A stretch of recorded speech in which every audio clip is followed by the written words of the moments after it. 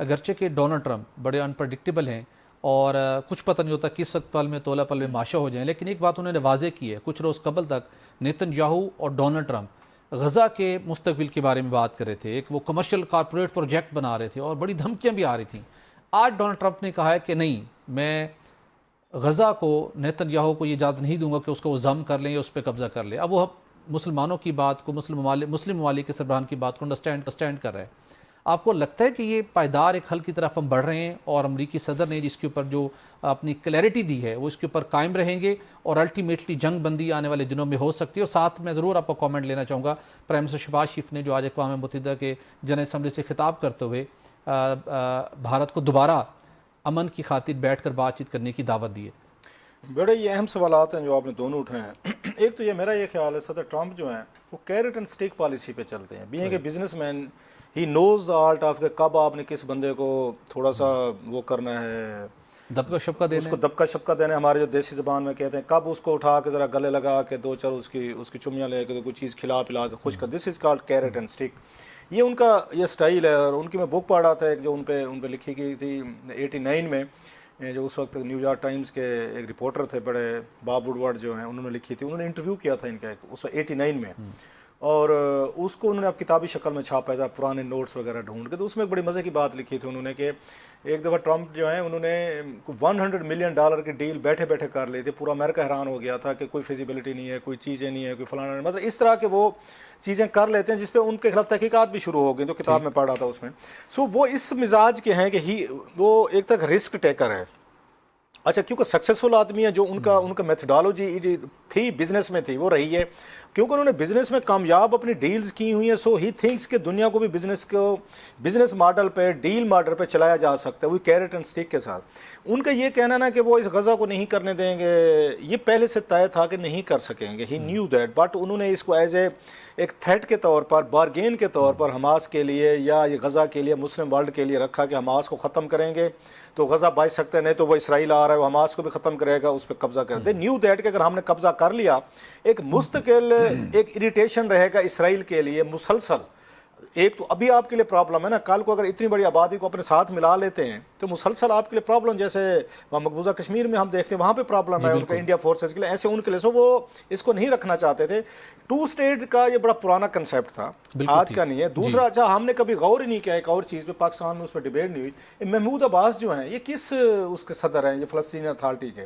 سو وہاں پہ آلریڈی ایک فلسطینین اسٹیٹ اگر دیکھی جائے تو ایگزسٹ کرتی ہے، 2 قسم کے، ایک غزہ والی ایک تھی، ایک ویسٹ بینک کے کنارے ایک علیحدہ انہوں نے اپنی بہت ساری چیزیں بنا لی تھی، اور دنیا اس اوسلو ایکارڈ ہوا تھا جب بل کلنٹن کے دور میں،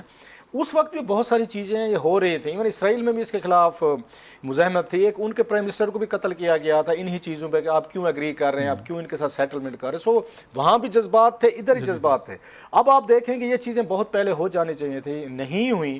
یہ جیسے انہوں نے کہا مسعود خان صاحب نے، دیز آر دا ریئلٹیز، نہ وہ فلسطینیوں کو ختم کر سکتا ہے اسرائیل، نہ یہ ان کو لڑ کے ساری زمینیں اور ساری چیزیں لے سکتے، that's how the world operates, these are the ground realities. ہماری خواہشات کچھ اور ہو سکتی ہیں، ہمارے جذبات اور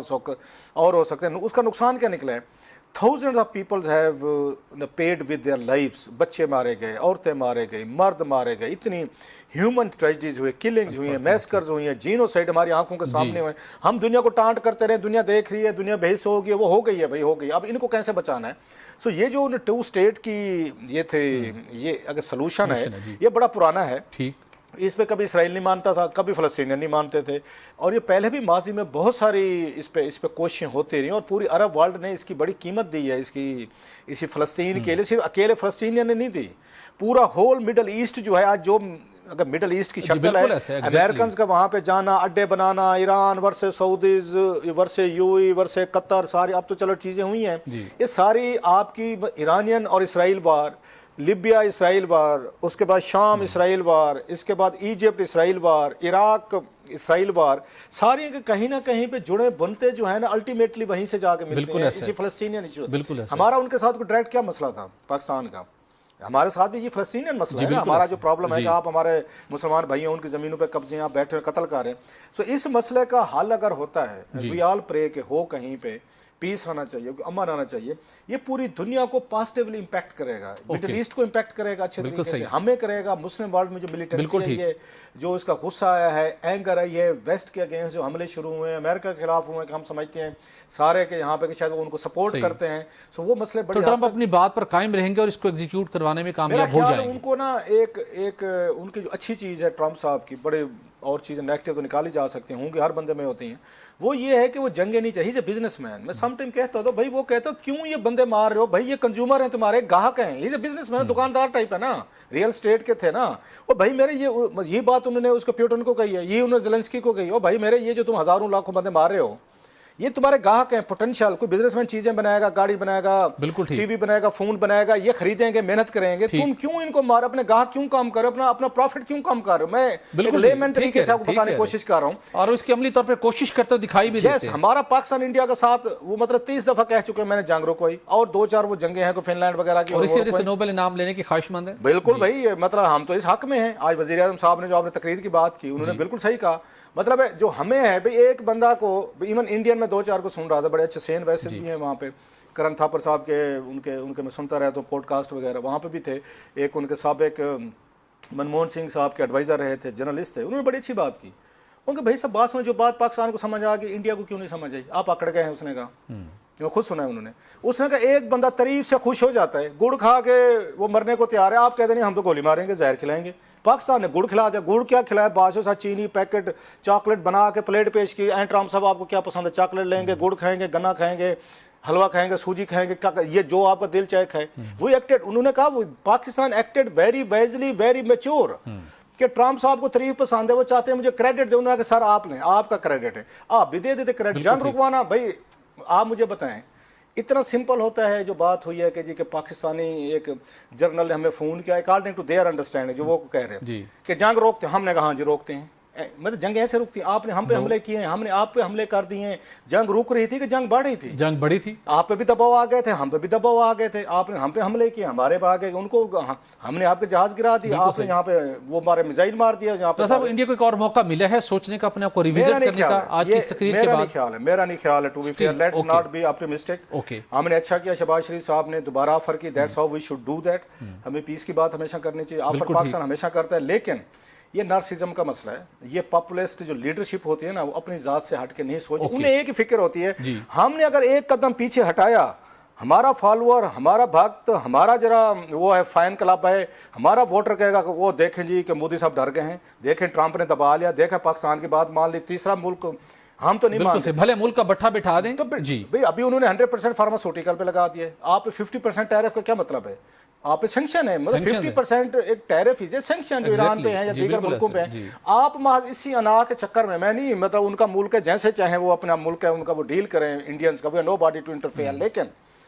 अपने मुल्क के इंटरेस्ट हर मुल्क देखता होता है। इस दफा जी मेरा ये ख्याल है, एक थैंक यू ना करके ना, मोदी साहब ने इंडिया का मफाद नहीं देखा। आप अपना नहीं देखते कि मेरी 56 इंच छाती है, मैंने थैंक यू कर दिया तो मेरी कोई इज्जत में कमी आए। आप अपने 1.5 अरब लोगों का सोचते हैं, आपने इस दफ़ा नहीं पीस की बात है, आपको बातचीत हो रही है, आपको अच्छे ताकतवर, आप इसमें ग्रंटर बैठे हैं। पाकिस्तान जो है वो 2-3 मुल्कों से नहीं भाग सकता जी, आप उन्हीं के जरिए गारंटी करवा लें। एक इसमें यूई है, सऊदीज हैं, अमेरिकन हैं, चलो चाइना के साथ आपकी नहीं बनती। ये 3 मुल्क अगर बैठते हैं एज ए गारंटर, इंडिया कहते हैं हम बायलैटरल करेंगे, हम वहाँ पे और किसी को नहीं आने देंगे, ये जिद आपने पकड़ी हुई, तो उसे मसले हल हुए हैं। तो बायलैटर नहीं, बायलैटर हमने शिमला कार्ड किया भुट्टो साहब के साथ, इंदिरा गांधी, उसमें ये बात लिख दी कि मान लिया ठीक है भाई,